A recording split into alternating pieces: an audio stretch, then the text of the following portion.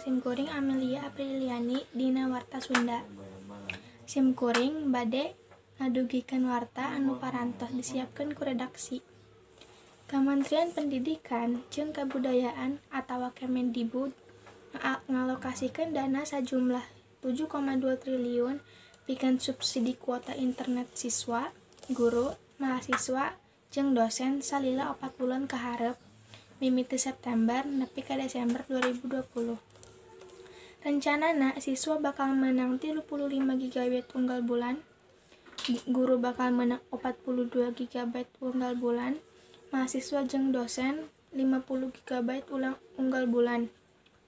Salian ti eta, Kemendikbud oge ngalokasikeun dana sajumlah 1,7 triliun pikeun nu nampa tunjangan profesi guru jeung tanaga atikan, dosen, serta guru besar.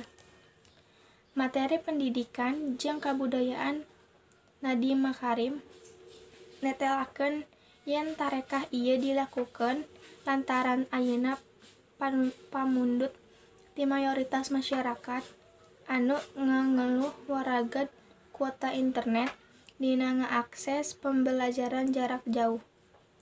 Pamiarsa, mung sakitu nu kapihatur, wilujeng patepang deui dina warta nu bakal dongkap. Amit mundur awit amit ungkur. Wassalamualaikum warahmatullahi wabarakatuh.